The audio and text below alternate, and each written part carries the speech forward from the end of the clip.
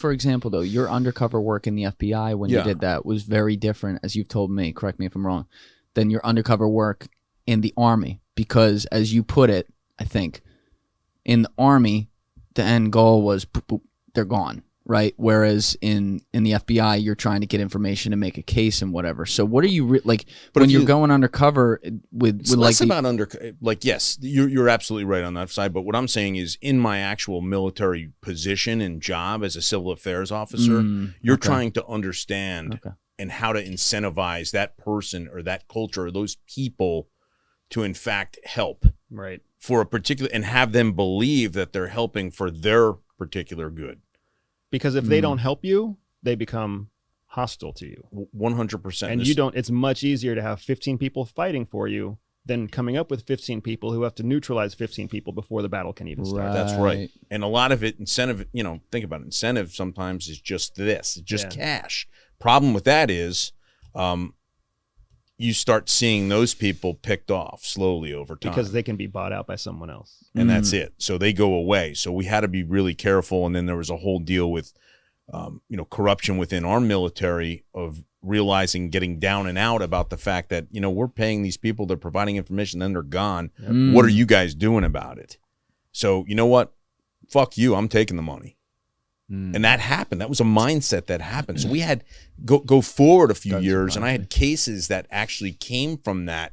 People, and you would talk to these people, and they would say, "Yeah, I'm. There's no way I'm going to participate in their death." So you stole money? Is that what it is? No, I didn't. I diverted it so people wouldn't get killed, and they believed that.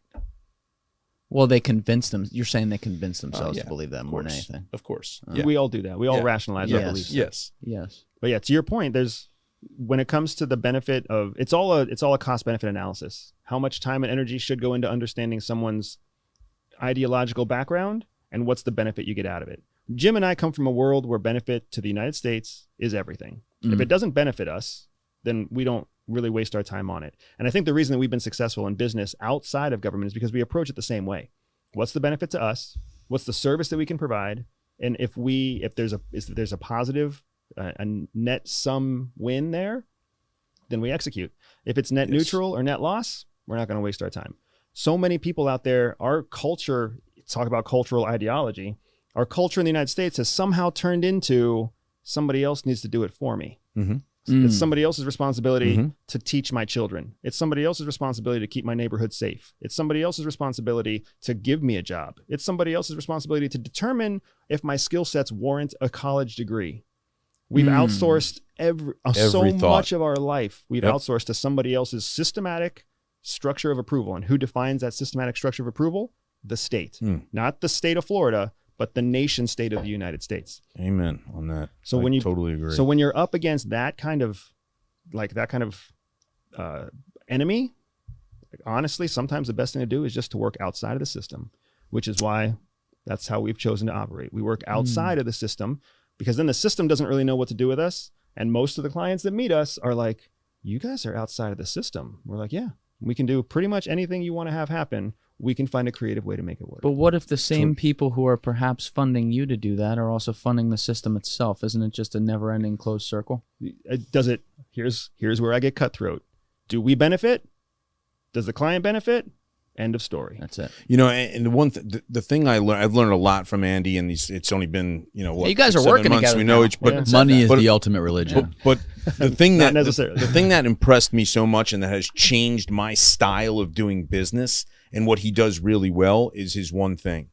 So what he does is training, and that's his one thing, and he's able to look outside of anything else and say, no, I'm really sorry. I never could do that, as we know here. It would be like, yeah, I definitely can do that. And then I found myself in a position where I couldn't, not because I wasn't capable, because I didn't have time, and I didn't want to get outside of the realm of just the one guy. So watching Andy operate, and we sat last summer, and just listening to him, I've been able to one thing it. And you know how difficult that has been for me. Yeah. And man, oh man, right, all I'll say is it's taken off. Where he's the training person and he does it, and we witnessed last night, how well he does it and how thorough and how servant leadership oriented he is. My assessment work has just been a blessing. I simplified to the point where we can do it. Now, you can't do that in a government organization. You can't one thing it.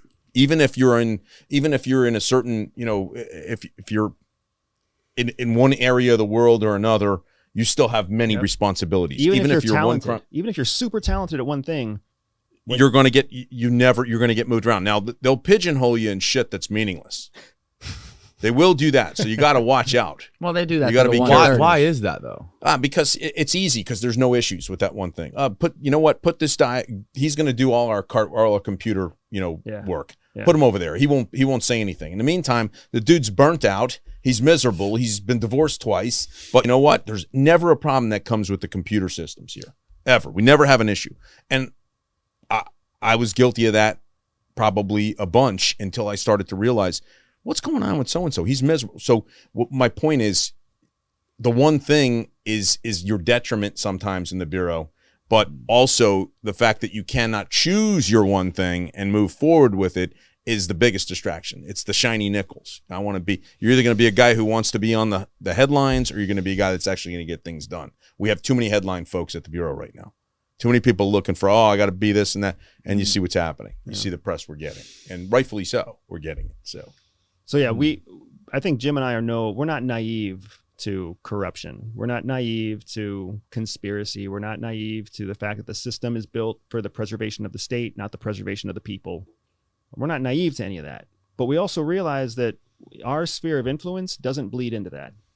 And I'm not going to spend my chance to create a legacy for my family. I'm not going to spend that spinning wheels trying to reshape the world. Trying to reshape the country that has formed the way that it has formed because of the foundation that we've been formed on.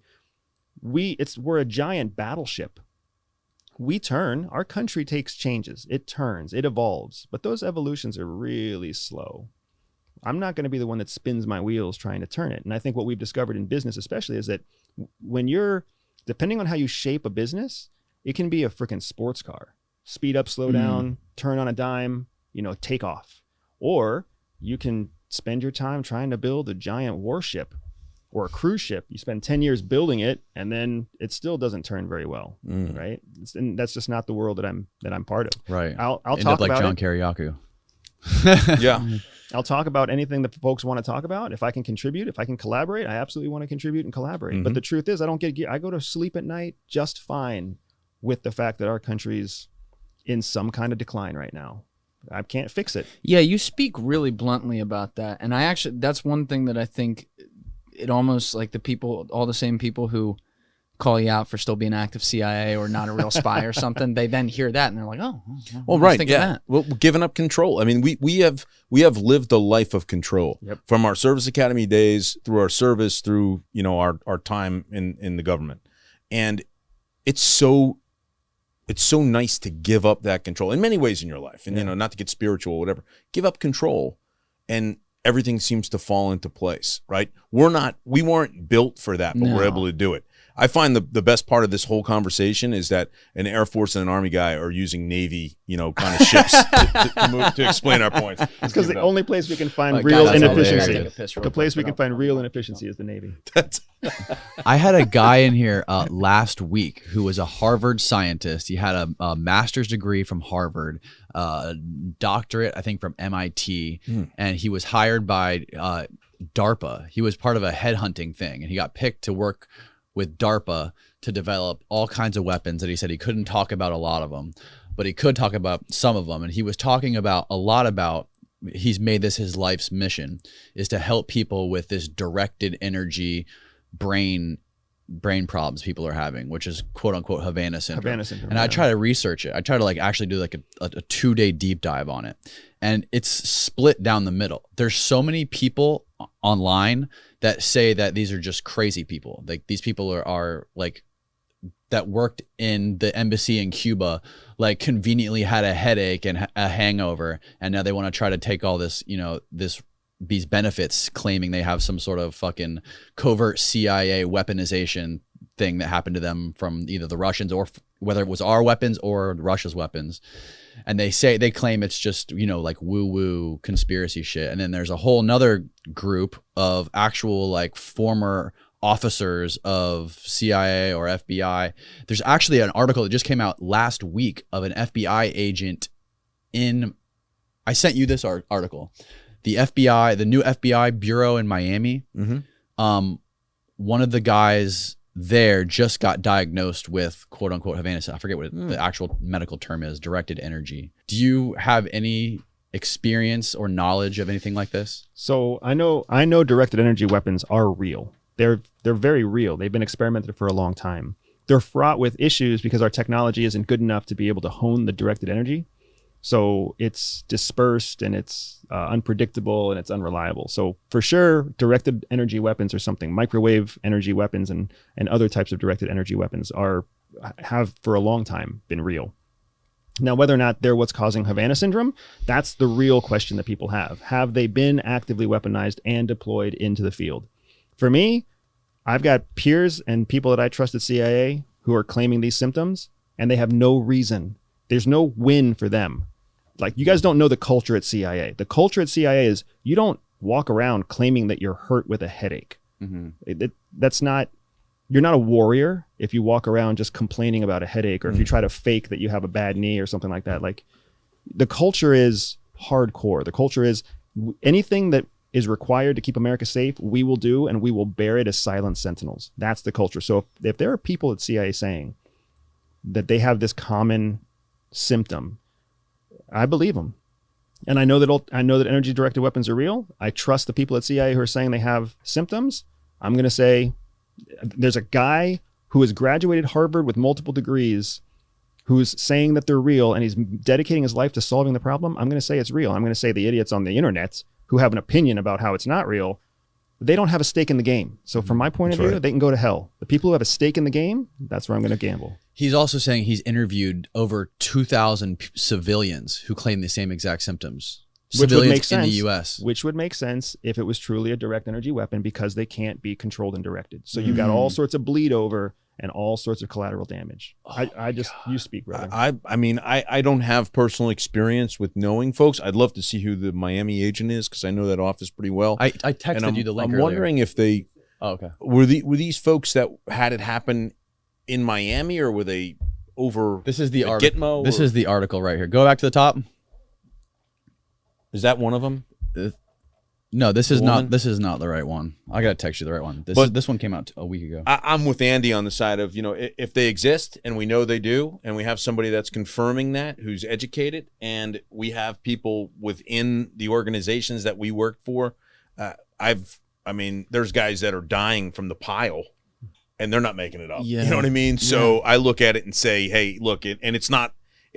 Listen. There's no benefit of getting medically retired. Yeah. No. I'm telling you, there's no benefit. You're miserable. And I know one or two people who have done it. They're miserable people, because they want to be back in the fight. But the government now, because you brought it up, government saying, sorry, you can't do it. Anybody out there saying that it's easy to get medical benefits from the government is clearly completely crazy, ignorant to what it's like to get medical benefits from the government. Right, here we go. This is the article. Okay. Florida Let's case of see more than 1,000 U.S. government employees and their families say they're experiencing severe headaches, mental disorientation because of something called Havana syndrome. Okay, this is like a 60 minutes. Let's keep scrolling.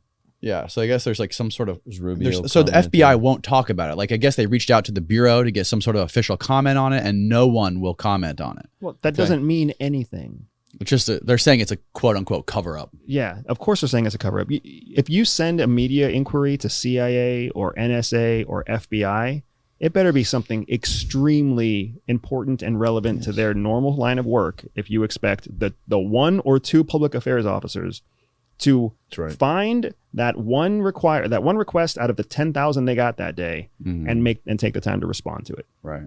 Or no comment is literally just no comment. And it's also got to be like, I totally understand why there's things not in your interest to do it, right? Like, the last thing you need, and this even applies to the FBI, because there's plenty of, covert level things that have to happen there from like a policing perspective. The last thing you need is to put information that can be used out there. So I almost don't understand. Like, you had the one guy in, right? Tom O'Neill, right? The dude who wrote the Manson book. He broke it down perfectly, because he went He went to Is that the Chaos? Yes. That's a great. It's right it's a great there. read, man. Right there How on- he connected Charles Manson to MK Great, Ultra. great read. He went through the story perfectly about how I think it was with the Washington Post. They were insisting that like their CIA sources were perfect. And they said, okay. And he had the actual like information that they were going to be looking for. So he said, I'll tell you what, I'll bring it down. Let's get him on the phone. Let's see what they say. And so they get him on the phone. They're like, hey, Tom, how are you? Like going back and forth like it's every week. Or Jim, we'll call him, whatever. And so Tom O'Neill's sitting in the room with the documents. And the reporter asks, or the editor, I think it was, asked the CIA guys about this information that's literally sitting right in front of them to comment on it and describe like what they know. And they say, oh yeah, we know all about that. And they proceed to lie their ass off and say the opposite of what's on that page. And when you hear that story, you're like, oh wow, what scumbags, whatever. But at the same time, I do recognize that like whatever was on that page is not in their interest to be able to like get the story to the media so that the media can tell people and distract them from doing their job, which is a slippery slope. Let's be honest. Yeah. It could be. But at the same time, like I don't like the CIA especially is a spy organization. I expect them to be spies, right? Like I don't expect them to be out here doing podcasts, though you're doing a great job on behalf. You know what I mean? It's not like He won't leave that alone. I'll never leave that alone. I'll never leave that alone. I believe in that one. Sorry. But you know what I mean? Like it's not, and I get that. It's not in your interest to say that. So even with a story like this, you guys may very well be working on all this right now, but you're not going to be like, yeah, no, it's totally real. They're attacking us every day. No. It doesn't benefit. It doesn't benefit the people who are doing the work. It doesn't benefit the victims. It doesn't benefit the scientists, right? The truth is that the truth very often doesn't benefit the public. Mm-hmm. And the public doesn't like to hear that. Yep. No, Right? no. The truth is that the truth does not often benefit the public. So what's the point in telling the public the truth? Just because they feel like they're entitled to the truth? If they feel entitled to the truth, they can go apply for a job at FBI. That's right. They can go enlist in the military, and they can learn all the truth they want to learn. There you go. Yeah, but Right. how does that erode at the trust of government and erode at the civilization, or not just the civilization, but erode at the fucking the nation? The government the doesn't people care. Of the nation. Yeah. The government doesn't care. Do they not care? They don't care, right? They don't care. No. They don't. Does it erode at the trust? They don't care. Yeah. The government doesn't benefit from trust in government. The government benefits from obedience and civil order. If the day came that distrust And in that's government, how you get fucking January, whatever. What was the date they fucking January stormed 6th. January Yeah. 6th? yeah. So the point is that our forefathers created a government in the United States that was designed to protect this perfect union, not all of the people within this perfect union. As long as the union is secure, then it can operate to serve the benefit of the people, even the people who don't like or trust the government, right?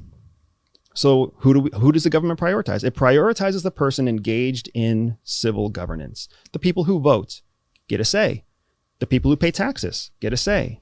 The people who want to run for office and become elected, they all get a say. So if you engage and participate, then the government does in fact serve you. But if you sit around and you throw pot shots and you bitch, government already knows you're going to be perfectly content with your working water, your working sewage, your working electrical lines, your local police force, your public school. Here's the scary thing. Look though. at you chuckling. If you look, So true.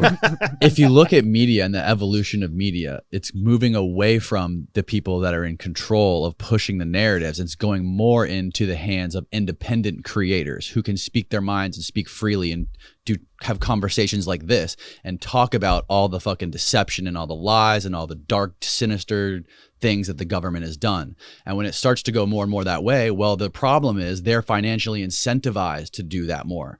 And that voice becomes bigger and bigger and bigger and bigger. And now that's directly in conflict with the government.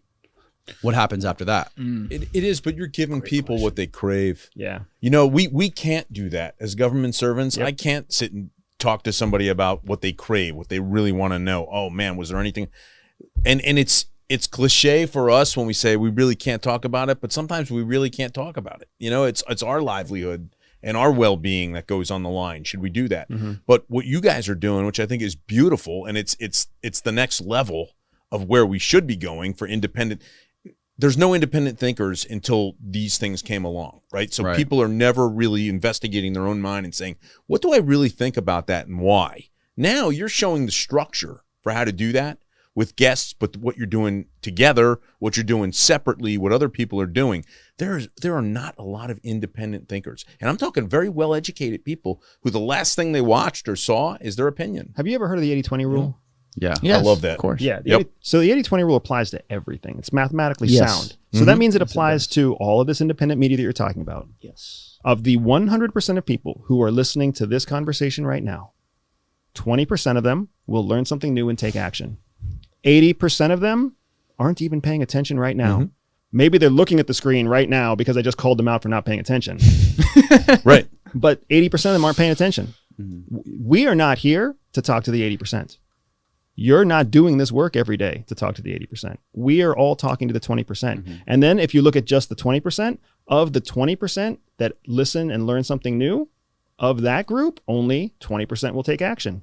The other 80% will be satisfied with the fact that they learned one new thing. But it's also the 20% controlling the conversation too, because the 20% who yell out the fucking loudest and scream at each other get all the attention. And so then the 20% who actually are paying attention get pissed at them because they're in the 80% that doesn't want to do that. And that's another never-ending circle right there too. Yeah, but I think what the value is here is the thought and the idea of independent thinking. We need more of that. We don't have that. Look at, I'm not picking on a generation, but this tells them all they need to know. Yeah. Right? In their mind. Define. Now, we know that's not the case, right? We know the case that you should really look into things that bother you, look into things that interest you. And like Andy said, find your one thing, pursue it with full foot down on the pedal, and learn from that and experience the independent thinking, which is, again, it's a control thing. Lose control. Let yourself do it. It's almost like, to look at the control point a different way. We were brought up in government where we had to try to have functional control over a wide set of things, but we didn't have full control over anything. When you can shed all of that functional control and focus on getting full control of one thing, you're unstoppable. There's lots of people out there that can kind of like multitask and have functioning control over 10 different things. But the one guy, the one gal who has full control over the one thing, oh man, can't be stopped. Perfect. So well said. Yeah, multitasking is bullshit. Can't happen. You just can't do it because you just never get back to the thing that you're supposed to be doing. And I just think you're opening people's eyes to that, to the ability to do that and to think about what they can, not only what they can learn, but what they can do. And think about you guys are independent thinkers. That's what you do.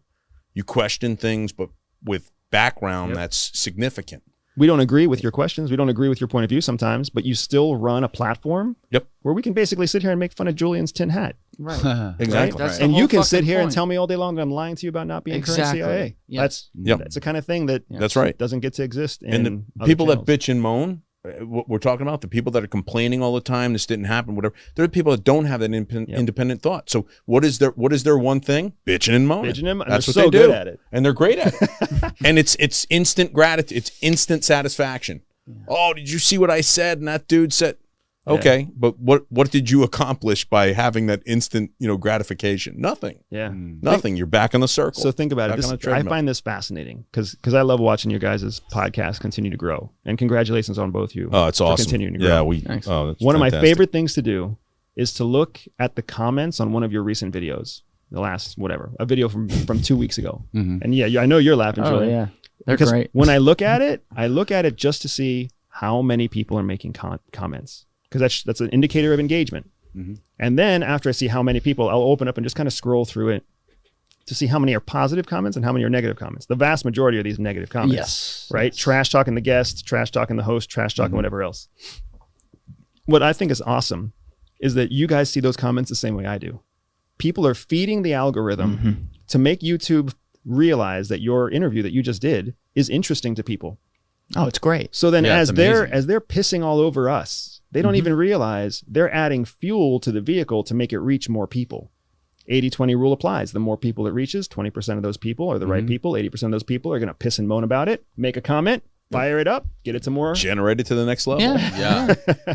I love it. And I love the fact that that's going to happen. It's going to happen with this one too. There's probably somebody writing a negative comment right now. Oh, they've already been there, my Oh, friend. yeah. That started at And like they're like, timestamp oh 2. shit, how do I delete that thing? I don't want this Right. to go to anybody. They don't realize that they just shut their mouth. If all the naysayers just shut their mouth, No, social don't do media that. would come to Don't do a that. screeching halt. Isn't that interesting that you'll click on a YouTube video just so you can scroll right past the video and read the comments? If you take a look, if you take a look at my Twitter account, I'm pretty sure my Twitter account is Oh, it's World War V. it's full of hate followers. Yeah. Really? Yeah. No one Have likes heard, you. Have you heard? Have you heard of hate following? I love hate following. People follow you just because they hate you. They follow you so that they can be the first Yes. one to shit talk you The as hate. soon as you make a Exactly. tweet. Mm. Yeah. No, your comments are both of your comments Yeah. are pretty crazy. Yeah. Your comments are fucking Yeah, hilarious, they're and I love it because I'll refresh my feed, and every other comment is this guy wasn't a real CIA spy, or like this guy's Oh, taking I love over when the they- world. I Like, love it's- when they correct. But you it's know, like, "Oh, stop. that couldn't have happened because all right, Stop. bro, whatever. Stop. Yeah, And whatever. it's so easy to predict too, because then Yeah. if I have John Kiriakou on here, everyone's fucking kissing his toes. Yep. They love John Kiriakou. That's the way that fucking the people on the internet think. confirmation bias. Yeah, Yes. exactly right. Confirmation bias. But it's they a want. great vehicle. I mean, it's fabulous. Truly, No, it's truly fantastic. But we're right now we're talking about the easiest thing that shouldn't be taken for granted, which is like, the ability to communicate and how it's changing on like a mass level. Great, very important. I agree. I want to continue to see it like go this route of where we're seeing a lot of good independent thought out there. But in society itself, and I mean this around the world, I just get the feeling all the time as a naturally positive guy, you still have to be a realist about what's going on. And I've never felt things so fragile. And it's like when you look at history, effectively the world got fragile the minute, we dropped two. I don't know why we need to do 2 nukes on Japan, but that's another question. But like you drop a couple nuclear bombs, you prove that it's possible. And then, what a lot of people don't even realize is that within the next 10 years, a lot of countries, including us, were able to develop chemical weapons, all these different things. And I look at this and I go, holy shit, we have had this stuff for now 75 years, whatever it is. And for the most part, like we've been okay on like a mass killing perspective in that way, right? But now we're living in this world where every day I'm like, when's someone just like going to drop the microwave bomb and we just all go, and this whole conversation about independent journalism doesn't exist because we don't anymore. Where are the aliens? That's my question. I don't know. Let's just end it with that. Rings of Saturn. It's funny you said that. One of the guy who I was telling you about, the Harvard guy, was also telling me about this technology the Air Force has that is some sort of laser beam hologram technology, and its purpose is designed to show up on radar of an enemy's radar and show up like a fleet of planes or shit is coming at you when really it's just fucking holograms. Yeah. And the first thing I thought about was the UFO sightings off those ships. And yeah, buddy. That's not just technology we have. That's technology. That is. they're exists. basically laser pointers in the sky. And that's exactly Essentially. how those fighter pilots describe them. It's asymmetrical warfare. That's all it is. If you can make a radar system detect something, then you've got an asymmetric advantage. You can turn 1 fighter jet in the sky into 15 fighter jets in the sky. You can turn 0 fighter jets in the sky into a fleet of fighter jets in the sky. You can make it look like an unidentified flying object off the coast of your carrier suddenly ducked into the ocean, ducked out of the ocean, and then flew straight up into the atmosphere. You can essentially incapacitate any radar-driven device with disinformation. Yes. Is that what you think this is? After we talked about this maybe almost a year ago now. Yeah. Has your opinion changed on it since then? No. I mean, if anything, with the increased amount of research and the increased amount of information that's come out since the government started releasing its UAP and UFO, reports, the overwhelming probability continues to point to terrestrial explanations, right? Whether it's new weapon systems, old weapon systems, experimental weapon systems, disinformation systems, whatever it is, that's still the predominant description. There's fantastic reporting out there that explains the tic tacs that we're seeing. I mean, very sound, solid scientific explanations for how it's shadow from radar, how it's the speeds that are reported are inaccurate compared to the actual speeds that are reported on the actual airframes themselves, that help to color with more scientific context what those various UFOs were recorded by the Navy fighter jet pilots, which also explains why they would be publicly allowed to be released. because they're not in fact hyper dangerous weapon systems from foreign governments, and they're not in fact suspicious foreign invaders, right? So yeah, as far as the whole UFO conversation goes, I still very much believe we have to lean on terrestrial explanations first. When those are proven to be unreliable, then we can open the door to what's next. But we have to start with what we know. That's what science is. You start with what you know. Well, then how do you rationalize the New York Times articles coming out saying that we have to take these seriously as a otherworldly threat? I don't know if the New York Times is coming out saying we have to take them seriously as an otherworldly threat, then whoever, like literally the word threat they use. I'm sure, but otherworldly is the thing that I don't necessarily believe. Right? Do we have to take them as a serious threat? Yes. If you have some sort of phenomenon happening in the atmosphere that puts commercial airlines in danger or puts military aircraft in danger, yes, that's a threat that you have to take seriously. But do you have to take it seriously as an otherworldly alien species threat? No. And I think the government is doing the right thing, answering to the American public and answering to general flight safety and air superiority. If you want to control the skies above a battlefield, you have to understand what's happening in the skies above. That's why special operations have special ops meteorologists, because you've got to be able to control the sky. If there are pockets of gas and weird lights and objects in the sky that could put a pilot at risk or put a drone in danger, we've got to understand what it is. Is there a protocol for if a spaceship lands on the White House lawn?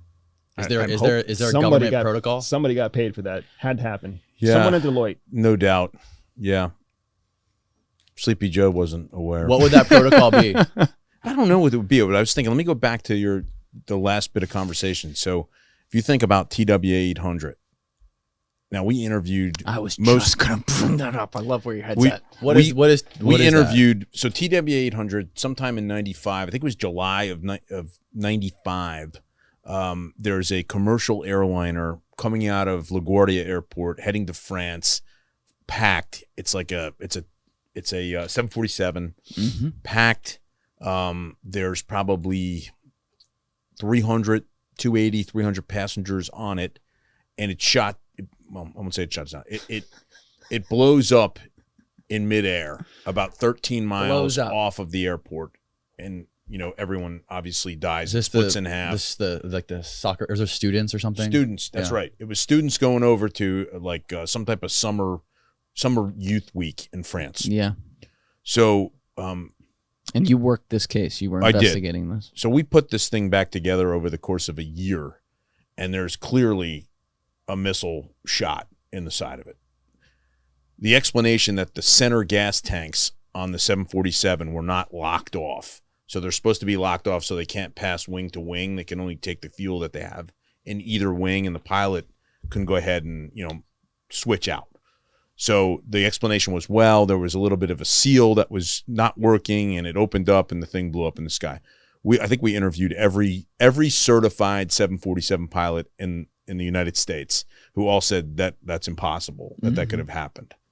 Take it forward. There was a Navy ship in the area that there was a rocket or a missile that was seen traveling to the aircraft, a bunch of flames, and then basically the thing dropped right after that.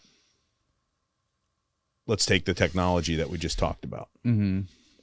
This particular person or persons that were commanded that ship swore that they saw enemy aircraft in the air, and that's why they made the shot.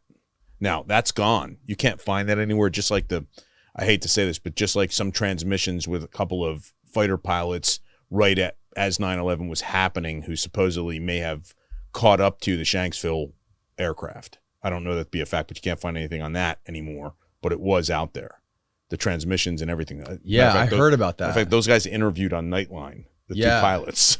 So Ted Koppel interviewed them. Here comes the comments. And then it's gone. Right. So, but take that TWA 800, think about what we were just talking about with things in the sky to make it look like as if there's a fleet of fighter jets, rolling across from another country. Take the Navy ship in the area, take the eyewitness accounts, including, I think, Pierre Salinger was one of the ones that actually reported on it. Who knows, right? I mean, yeah, here we go. conspiracy theory. Right. Yeah, because I wonder if that was Let the skepticism begin. the reason I was going to ask about that. Right, is though, makes sense, right? it doesn't. Could and be. then it what does make sense is that they had to stop. You know, going back to like the TWA 800 though, like what does make sense is that you can't admit that, right? Oh, So all right, just straight up without going into all the conflicting details with this and everything. It's like you're a Navy ship, you fire off test missiles, or you're off the coast of Long Island, and if you see enemy aircraft, you're supposed to fire because you get one shot to do it. You end up firing on a commercial airliner.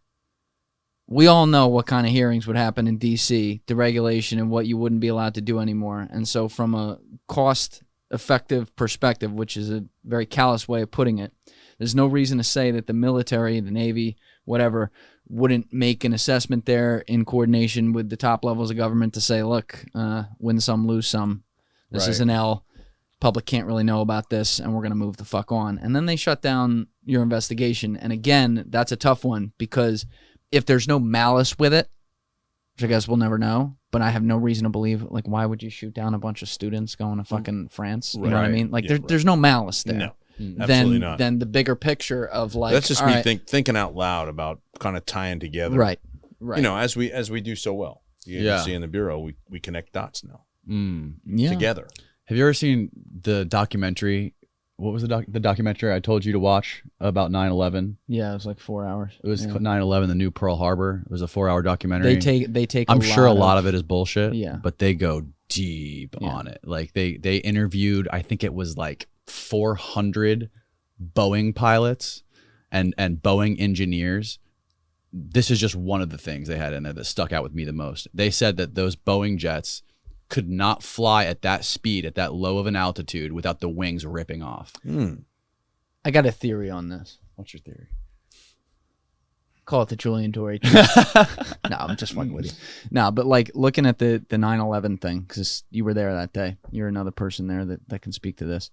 I find that people who were below the age of at least 6 or 7, sometimes a little older on that day, and perhaps more importantly, people who lived starting 2 states out, or call it 150 miles in radius from New York City, are increasingly exponentially more likely to assume conspiracies at the highest level on all of that, because they did not know people who were there that day in the building, who went down with the building, or were on the ground, or one of each. And so when you're someone like me, or especially someone like you, who was just past that age, old enough to be able to understand what was going on, B, knew people that died in there, C, knew people on the ground, D, knew people that got out of the building and what they reported, it is very hard to listen to some of the arguments that people try to make about how this was all a fucking inside job when they take liberties with what actually happened that day and what people reported when they were going through the building. And then they also switch around facts. Now, are there things were there mistakes made? Oh, fuck yeah. We already talked about it. We know the CIA and FBI had a lot of issues going back and forth. Furthermore, could there have been a couple rogue people in the government that maybe had intelligence and were like, this wouldn't be the worst thing ever? Sure. And would the government ever let the public know that? Absolutely fucking not. And of course, we want to know that, but they're not going to do that. But what people do is they then take it down to George Tenet was literally standing there controlling a missile that looked like a plane because it was graphically edited to do that, and put it into the fucking Twin Towers, and we went over there to kill 1 million Iraqis. And that's where I go, hold on a fucking minute, take a step back. That's not what this was. What people don't want to look at with the conspiracy of like 9/11 is the very real possibility that a bad thing could happen. Bad people in the government might have been like a human being that day, upset it did, who then also took advantage of every fucking thing that it allowed them to do to be able to take other powers that perhaps liberties that they didn't have the power to take in the past, and set all these precedents that get us to this point where you had this world-changing event that changed everything, changed our way of life, and has now gotten us to a point in the country where 20 years later, more than 20 years later, we're literally more divided than ever, and people are looking for a search for meaning, so they find it in 2 towers going down that day and a fucking Pentagon hit. I don't know why on the internet, that's a controversial opinion. But apparently it is. And like when I watch a documentary like that, which I actually want to watch it again, you know, they can tie together some things that make sense. But then to go back to the conspiracy point, they'll tie 9 things together that make no fucking sense. Absolutely. None. Absolutely. And then when you have another problem is when you have things declassified like Operation Northwoods, that's not a very good look either. Yeah, you're right. And there's tons of questions. I mean, there is tons of questions. There's tons of things that were never answered, tons of things that were hidden, like all the tapes that were hidden. You know, I guess there's. Can you tell people what that was? Just so they're aware. Northwoods. Oh, Operation Northwoods was a declassified operation that was planned by, I believe, Alan Dulles, who was the head of the CIA, to fly a empty airliner, a passenger airliner, over Cuba and shoot it down, and then claim that Cuba shot it down to create a false flag and to invade Cuba. That's pretty terrifying when you read through it. They didn't like Cuba, man. Fuck.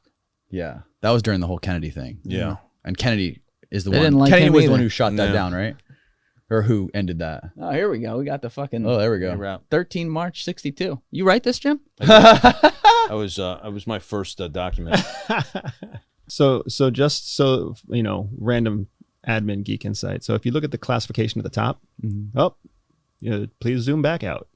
Zoom out a little too much. Secret. Yeah, there you go. Top Special secret, handling. special handling, no foreign. What does that mean? That was very, very classified back then.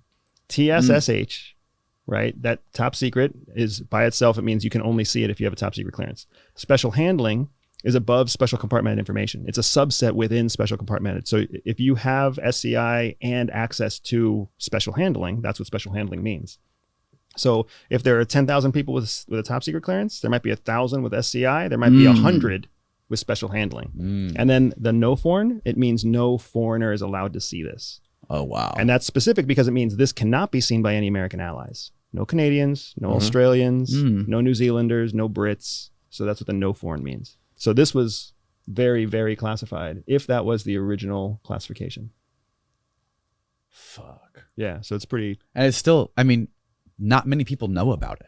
Really, No. not many people know about it. There's No. a small, like you said, the 80-20 rule. There's really not many people who pay attention to this shit. Yeah, can you scroll down? Scroll down to, you'll see on the lower left-hand corner of the report, it might be right here, stop right there.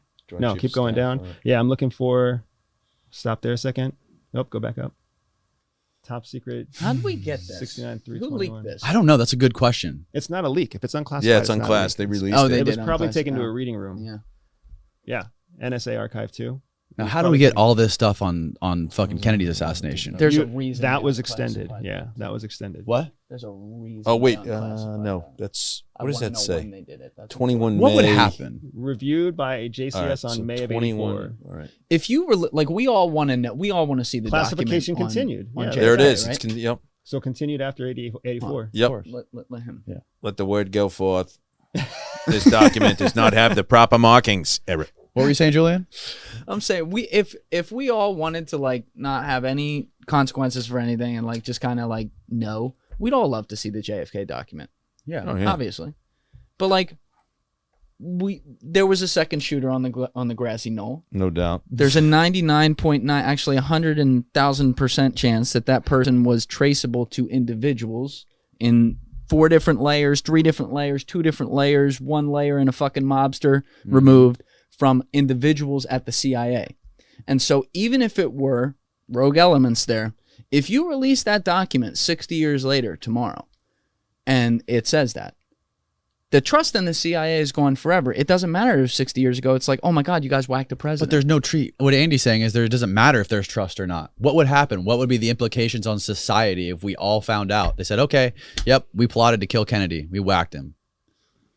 I could Like, think what of- would happen? I could think of How a many few. people would even pay attention to it? All you need is that 0.01% chance you didn't. That seed of doubt over there Yeah, that allows plausible it to continue. deniability. Yes, Yeah. that's the problem. It's so I want to make sure that I highlight, Julian, that you've slipped in this rogue element thing, like rogue officer, rogue element, right? It's not, it's kind of like from Princess Bride. I don't think it means what you think it means, right? We've talked about Harlan's razor, right? No. Never subscribe to conspiracy what can be explained with idiocy. Oh, that's what that is? Okay. Never subscribe to conspiracy, what can be explained with idiocy. It's much more realistic that somebody just had to go poop and they didn't read that report on that could have saved 9/11. It's much more likely that that person was just feeling sleepy and went to go get a cup of coffee, ended up in a long conversation, came back up and forgot which document he was reading. And just did the crossword puzzle and went home. Much more likely that happened Incompetent. than some rogue officer saw this piece of killer bulletproof evidence and said, I'm just going to let this pass and let them all burn. Right? The thing is, you want to know what people are really uncomfortable with the idea of? Incompetency in the government. Yes. That's what they're so uncomfortable with that they'd rather believe the government is so intelligent that they can keep a conspiracy. Then why did all those people in government, politicians, sell off all of their American Airlines stocks 2 weeks before? It's the same thing that happened here with the guy who said, I'm going to die in the Bahamas. If it's not going to be suicide, it's the FBI. Maybe. It's the CIA suiciding me. Right? They've done that before, though, no? Yeah. You've always got to be ready to consider correlation versus causation. And that's a fair point. And again, it goes back to something else that we were saying earlier, which is that when you use that logic, though, you can always say it falls on the side of correlation or a coincidence or whatever, because you're already saying that 99% of the time that's what it is. So this isn't the 1%. And that's where, look, I'm some fucking guy in an armchair. Like I'm not sitting there looking through government documents down in Langley. So I can only know what I know. And I also, I get pissed off when everyone says every goddamn thing is a conspiracy. It's like, no, it's not. But then where do you throw them a bone and say, well, yeah, this one was. We'll give them Epstein. Yeah. Even then, right? Epstein is proof of criminal activity, not proof of high-level government conspiracy, right? It's still not smoking gun. You know what is smoking gun? Criminal activity, not high-level government conspiracy. We did find OJ innocent in this country, so I guess smoking gun is real fucking subjective. No, definitely. What kind of country? You don't think Epstein's smoking gun? What kind of country do you want to live in? Do you want to live in do you want to live in a country where you go to jail only with a smoking gun, or do you want to go to jail in a country that says, there's a 15% chance that I'm right, so send them off just to be safe? Just to be safe, that person should go to jail. Yeah, that's a fair. Right? So all those, it's just one of those things. So what was Epstein? Epstein is still a big question mark in a lot of places. There's information we're not allowed to see. There's information that nobody has. There's tons of criminal activity. But you know what? Tons. When you have professional politicians, that lends itself towards criminal activity. When you have a system where the same politicians that dictate the law are the politicians who are elected to make the law, and then what laws do they have to follow? Right? You've got super PACs out there are funding who the politician's going to be. You've got lobbyists out there deciding who's going to be. It's not a government by the people for the people like it was intended to be. And even then, it was never intended to be a government for the people by the people. It was a government intended to be for land-owning individuals by land-owning individuals. Oh yeah, we had to change that. I don't know if we ever actually changed it either. Right? Well, are you talking about how we were still like a slave-driven society? My point is our country was founded, our entire government was founded on the idea that you don't get a say unless you own land, which is a way of saying you don't get a say unless you have a stake in the long-term success of the country. Now we are a country where you can have a say and you can be wholly against the government itself and you still have an equal say to somebody who has a business, has land, has multiple kids, has whatever else, right? I'm not saying it's right or wrong. I'm just saying, let's notice where we were, where we are, right? And where we're going. Yeah.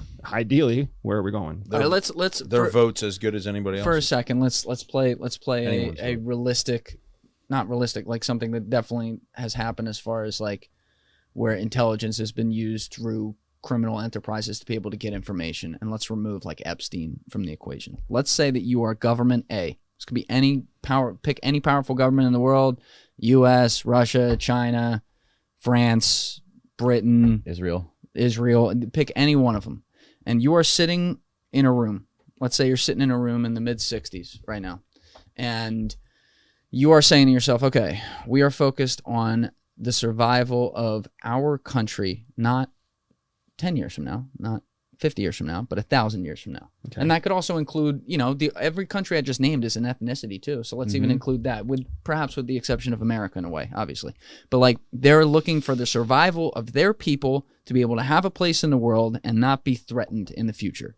And you have in this room the president or prime minister, the fucking head of the intelligence, the head of the national police, and maybe one or two other people. It is the top guns on a need-to-know basis.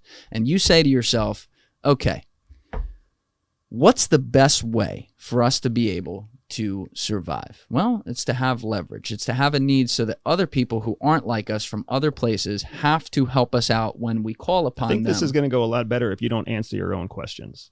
I'm not answering. You just answered your own question. How do I just answer? Because you just said, what are they going to think? They're going to think we need to do this way. That's what you just did. Yeah, but I'm saying like think about it in the worst, like actually put the visual on it. Okay. And you're saying what if we needed to get leverage over these people to be able to do what we need to do? So right away you're assuming that the best solution is to get leverage over the people. And you're telling me their it's darkest not? secrets. Yeah. You tell me it's not? Nope. How do you ensure the survival of a country for 1,000 years? I mean, bunch of different. You don't try to deals. Leverage the people. Yeah. You take the choice away from the people. Yes, by leveraging them. But how do you take? Why is China buying up every single fucking port around the world? Because they just enjoy collecting ports? They're not leveraging. They're not leveraging people. They're literally just rewriting the rules. That's not leverage. That's not leverage. Means it takes effort to try to put your leverage is another way of saying debt. It means you. How's that not debt? That's literally debt. I go buy Greece's fucking port for $600 billion or $600 million, whatever it was. Yeah. And now Greeks owe me shit. How's that not leverage? So because China's not leveraging China. The Greek in that example, Greece is leveraged. Yes, this is okay. So let's go right back to it. This is exactly what I'm saying. So you are these people in a room from country A, and you are saying I'm focused on our survival, and the only way to do that is to get leverage off of pick out all these powerful nations and the people who are in them who mean something and have a say. Would you not sit there if you're just thinking in this way? And I'm actually trying to look at it from their perspective of like they're not being evil, but they can lead themselves to think and do an evil thing that's past the line. Would you not sit there? Would you not be able to see them sitting there in that time and in this groupthink room of 5 people focused on this one thing, be able to convince themselves like, you know what? Yeah, we would sacrifice 50,000 girls over the next 4 or 5 decades to make sure we were able to do that. Because what's the one thing no one can come back from? Fucking a kid.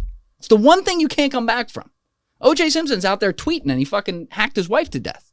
Now, I would argue he didn't really come back, but there's other people who have come back from horrible things. You can't, once you are a kid fucker, you're a kid fucker. It's done. You haven't traveled to Pakistan, India, the Philippines, Thailand. I'm talking about Vietnam. in the power What do you mean? countries What do you in the mean when you first say world. that? Child prostitution is a very real thing all over the world. Yes, I know that. I'm saying in the United States it's not accepted in public, though. You didn't say anything about it being an American. You said a powerful country, and then you listed off a whole bunch of different examples. Britain, United States, France. Like, there's plenty of powerful countries out there where it's a totally normal thing. It's not newsworthy at all. And let's not forget that, let's not glorify the United States where we have a massive human trafficking of children problem. Right. Right? So there's plenty of ways that you can bounce back just fine all over the world. Like, it's not like a death sentence to engage in prostitution or child prostitution. Yeah, but not with people who make laws, not with people who make the rules. Yes. Those are exactly the people who make the rules are the people who have the most power. Again, I think the problem here is you're actually trying to veiledly talk about the United States by using this hypothetical country. I was not. No. So then if you're talking about a hypothetical country, we can talk about real countries where it happens all the time, including the United States. Right. But if you're a country who has bigger threats, that your threats are the other 3 big countries that are much bigger than you, have much more powerful people that could easily take you over or easily destroy your race or your culture or whatever it is, you want to have leverage on the tippy top people of those top countries, those top nations. So you're going to try to blackmail them with child prostitution. That's what you're saying. Okay, got it. Yeah. I mean, leverage is in power, right? So we're mutually assured destruction still exists. You know what I mean? The fact that Putin's in power and he's got nuclear weapons, the fact that North Korea has nuclear weapons, the fact that Pakistan has nuclear weapons, that's really where the leverage lies on each other. Nobody wants to die, right? We don't want to be extinct as a population. Now, the rest of what you're talking about with child labor and child slavery and those issues are very real. However, I've been to Thailand. I know Andy has. I've been to certain places where it's the accepted way of culture, not for us. We get picked up immediately by people that watch out for that to happen to us. Not that we would select to do it, right, but make sure that they're not selecting us. Yes. Kind of thing, right? Yes. So when I think about leverage on top people, it's never going to happen. Efficiently, you're not going to go down the road of blackmail. Blackmail is an unpredictable one swing, one attempt to blackmail somebody. If it works, it might work for a short period of time, but it's much more controllable to gain leverage over somebody with a strong deterrent. Yep. So if I had, would you say it worked with Epstein? Well, we can't know the full extent, if you but I say would say yes. if you would say the theory is true, would you say it was effective? All I'm saying is if the news were able to come out that pick any of the last 5 presidents, like any of them. Yeah. If the news were ever able, that's the highest level. If the news ever came out while they held any power, so let's say while they were in office, that there was irrefutable evidence that they were fucking a kid. And no, I'm not talking about Monica Lewinsky because she was fucking 21 years old. I'm saying, like, dead seriously. If it came out that, like, oh, they're fucking 14-year-olds. They're done. They're done. Agreed. Benito. Yeah. Agreed. But I think what we're saying is knowing... That's not going to put another country in power over the United States. Yeah. And, why not? And it's just never going to happen. Yeah. But it's never going to happen. Why? Because the United States is not gonna bigger than happen a to us. President. And we're nobodies. It wouldn't happen to us. We've traveled to the country. But I can tell you the in brief is I'm going to be on your ass and I'm going to make sure nobody approaches you. Because you go to wash your hands. I was undercover in Thailand. You go to wash your hands and there's a girl sitting on the faucet. You got to like move her out of the way. This. Yeah. So it's just the accepted way of you're trying their culture. You're trying to ask us to prove to you in a conversation why an unlikely situation isn't likely going to happen, and why even if it did happen, it wouldn't create enough leverage to unseat a nation state or to put one country over another country. It just, like, that's an impossible task that you're asking for in the first place. If you just think through it logically, how many controversies have happened of any kind all over the world where the country remains even though the head of state's replaced? Oh yeah, but if the head of state and the blackmailer are the two people in possession of this knowledge and no one else knows, and then the head of state for sure is going to call the bluff. They're going to say, blackmailer, do it. I dare you. And you better do it faster than I can use my executive authorities to have you assassinated.